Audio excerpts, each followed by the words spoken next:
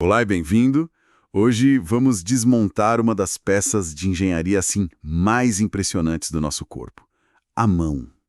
A gente pensa nela muito como uma ferramenta de força, né, para pegar peso, mas a verdade é que é um instrumento de uma precisão absurda.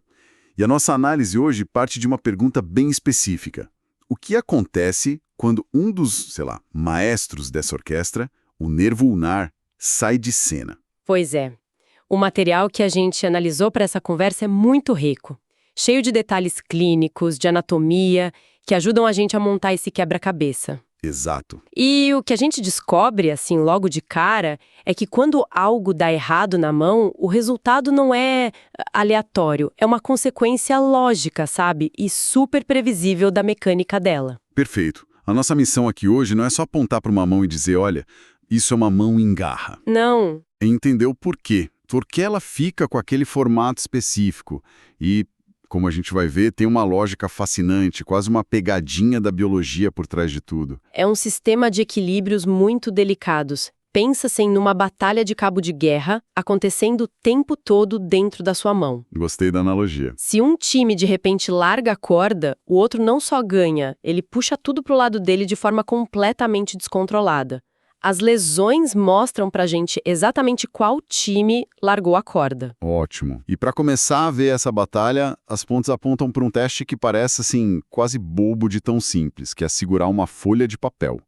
Como que um gesto tão banal pode revelar um problema neurológico sério, como esse sinal de Froment? É a elegância da semiologia, né? O teste é simples, a gente pede para a pessoa segurar um cartão ou uma folha de papel com bastante força, fazendo uma pinça com o polegar e o indicador. Ok, Aí a gente tenta puxar o papel. certo. E numa mão saudável a pessoa segura firme e o papel não sai.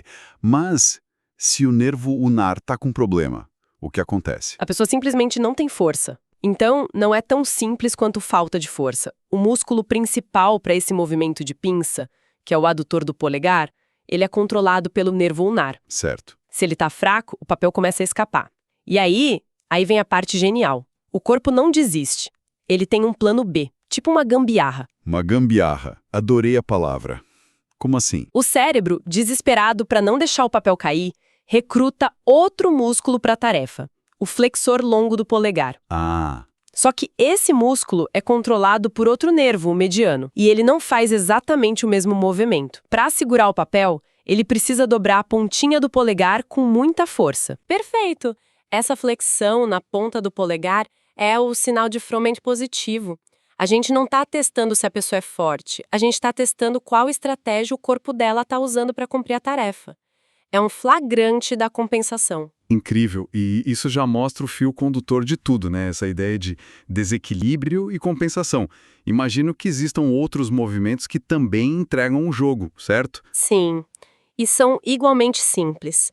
A capacidade de abrir os dedos, sabe? Afastando um do outro como um leque e de juntá-los de volta. Abdução e adução. Isso, os movimentos de abdução e adução. O nervo ulnar comanda os pequenos músculos que fazem isso. Se a pessoa não consegue fazer tipo uma tesoura com os dedos, é mais uma pista forte, apontando na mesma direção. ok. Então saímos dos sinais sutis e vamos pro cartão postal da lesão. A imagem que todo mundo conhece. A mão em garra. Os documentos são bem claros, que não é só uma mão fechada. A postura é muito específica. Descreve pra gente essa forma. A mão em garra, ou claw hand, ela é bem característica. Imagina a base dos dedos, aqueles nós onde os dedos se conectam com a palma. Sei. Eles ficam hiperestendidos, ou seja, esticados demais para trás.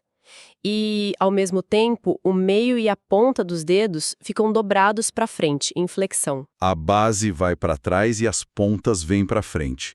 Uma garra, literalmente. E voltando para o nosso porquê. O que causa esse formato? É a mesma lógica do cabo de guerra? É exatamente a mesma lógica, só que em outra parte da mão. Temos uns músculos minúsculos, mas super importantes, chamados lumbricais. Certo. Para o dedo anelar e o mínimo, eles são controlados pelo nervo ulnar. A função deles é o oposto da garra. Eles dobram a base dos dedos para frente e esticam as pontas. Entendi. Então, se eles estão funcionando, a mão fica reta. Se o nervo ulnar apaga, Os lumbricais do quarto e quinto dedo são paralisados. O time que faz o movimento contrário à garra largou a corda. e aí os outros ganham. Exato. Sem a força deles, o que acontece? Os músculos extensores, que ainda funcionam, puxam a base dos dedos para trás sem nenhuma posição. E os flexores, que também estão funcionando, puxam as pontas dos dedos para baixo. O resultado é a garra. É um desequilíbrio de forças, puramente mecânico. E as fontes até trazem um mnemônico para a gente não se confundir, né? O tal do grupo Loaf. Isso ajuda a entender por que a garra afeta mais uns dedos do que outros. Exato. O mnemônico LOF é uma mão na roda.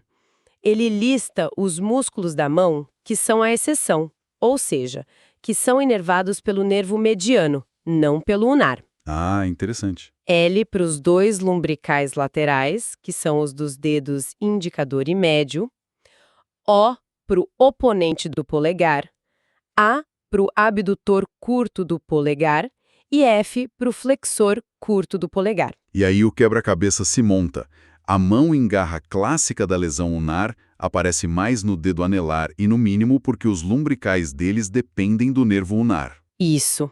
Os lumbricais dos outros dois dedos, que estão no grupo LOF, são poupados porque quem manda neles é o nervo mediano. É isso. A lesão desenha um mapa neurológico na própria mão da pessoa. Você consegue literalmente ver onde a jurisdição do nervo mediano termina e a do ulnar começa. Peraí, lendo as fontes, eu me deparei com algo que, assim, bugou minha cabeça. O tal do paradoxo ulnar. A lógica parece completamente invertida. Como assim uma lesão que acontece lá em cima, perto do cotovelo, que deveria ser muito pior, acaba deixando a mão com uma aparência melhor, com uma garra menos feia do que uma lesão no punho? Isso não faz o menor sentido à primeira vista. Esse conceito é um dos mais elegantes e, olha, o que mais derruba gente em prova. Parece um contrassenso total, mas a explicação volta mais uma vez para o nosso cabo de guerra. Certo. Vamos analisar os dois cenários. Primeiro, a lesão baixa, no punho. Ok, a lesão perto da mão. Nesse caso, o nervo ulnar é danificado já dentro do punho. Ele paralisa os músculos pequenos da mão, os lumbricais, como a gente já viu. Certo. Flexores profundos, eles vêm lá do antebraço e são controlados pelo nervo ulnar antes do punho. Com a lesão sendo baixa, esses músculos continuam funcionando a todo vapor. Então eles continuam puxando as pontas dos dedos com força total para a posição de garra. Com força total. E essa tração, sem a oposição dos lumbricais paralisados lá na mão, cria uma deformidade em garra muito, mas muito acentuada. A mão fica bem fechada, a garra é dramática. Ok, faz sentido. Agora, a lesão alta, lá no cotovelo. Aqui deveria ser pior. Na lesão alta, o nervo é atingido antes de dar os ramos para esses músculos do antebraço. Então, além de paralisar os músculos da mão, a lesão também paralisa a parte do músculo flexor profundo que dobra as pontas dos dedos anelar e mínimo. Ah, então a própria força que estava acentuando a garra também foi desligada. Exatamente. O time que puxava a corda com mais força para o lado da garra também foi para o banco. O resultado é que, embora a paralisia seja muito mais extensa, a deformidade visual é menos pronunciada. Nossa. A mão parece melhor, mas a perda de função geral é muito, muito maior. Uau. Então isso significa que um profissional desatento poderia olhar para uma mão com uma garra menos severa e subestimar a gravidade da lesão. Talvez até atrasar um tratamento para uma lesão mais séria no cotovelo. Com certeza. O paradoxo não é só uma curiosidade, é uma armadilha diagnóstica. É uma armadilha clássica. Mostra que na medicina, nem sempre o que parece pior é pior. É preciso entender a mecânica por trás do que se vê. Decorar que lesão de nervo ulnar causa mão em garra não é suficiente. Tem que raciocinar sobre as forças em jogo. Essa necessidade de raciocinar em vez de decorar é um desafio enorme para estudantes, né? Não dá para só passar o olho no resumo. E falando em preparação, essa é uma boa hora para mencionar que dominar esse tipo de detalhe exige um material de estudo que te force a pensar. Se você é estudante e quer se preparar de verdade, entra agora em medcobe.com.br, baixe o app e aproveita o maior banco de questões do Brasil, com provas anteriores de todas as instituições, questões comentadas, resumos práticos, aulas completas e flashcards prontos para revisar onde quiser. Uma preparação robusta que te desafia com casos clínicos faz toda a diferença para internalizar esses conceitos complexos e não cair em armadilhas como o paradoxo. Falamos muito do nervo ulnar, mas ele não vive isolado no punho. Para entender o ambiente onde ele opera e os problemas que podem ser confundidos com uma lesão ulnar, as fontes nos levam a explorar o vizinho mais famoso e problemático dele, o túnel do carpo. Perfeito. É fundamental conhecer a vizinhança.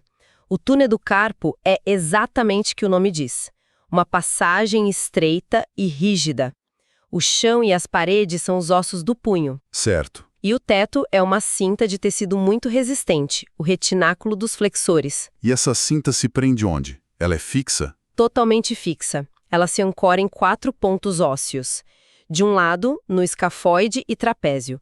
Do outro, no pisiforme e amato. Isso cria um túnel que não se expande. O espaço ali dentro é o que é e não aumenta. E o que fica espremido ali dentro? Pelo que eu li, é um verdadeiro congestionamento.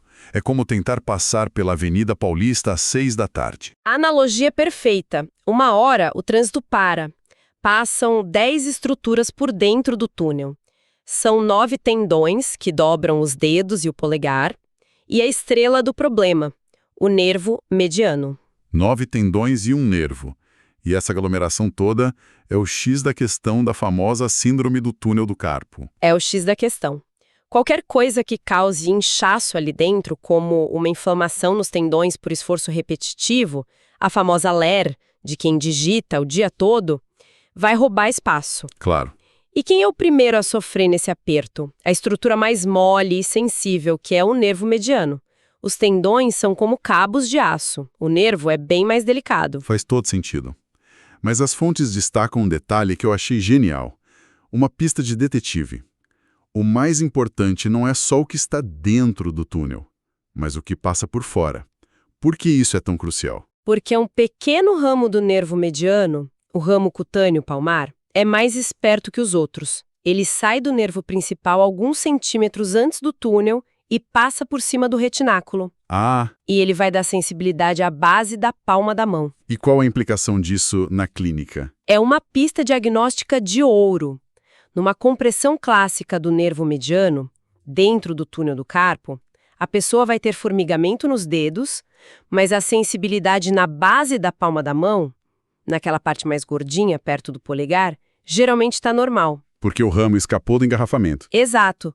Se essa área também estiver dormente, o médico tem que pensar que a lesão pode estar mais para cima antes do túnel. Que detalhe fantástico. É a anatomia dando a resposta. E só por curiosidade, o nosso amigo nervo ulnar, o tema principal de hoje, ele passa por dentro ou por fora desse túnel? Ele também é esperto. O nervo ulnar e a artéria ulnar passam por cima do retináculo, em seu próprio canalzinho, o canal de Guyot. Por isso que a síndrome do túnel do carpo afeta o nervo mediano e não o ulnar. Então, que jornada! A gente começou com um simples teste de segurar um papel que nos levou a entender a batalha de músculos na mão em garra. Mergulhamos num paradoxo neurológico que é uma verdadeira armadilha e terminamos mapeando o trânsito caótico do túnel do carpo. E tudo isso nos traz de volta a ideia inicial. A mão é um sistema de uma complexidade impressionante. Cada movimento é o resultado de um equilíbrio perfeito de forças regido por uma fiação precisa. É verdade. A patologia, a doença, ela não cria o caos. Ela apenas revela a lógica que já estava lá o tempo todo. Para encerrar, vamos deixar uma reflexão.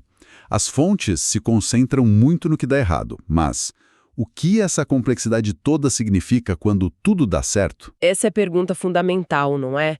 Nós detalhamos como o nervo ulnar controla um movimento aparentemente simples como afastar os dedos.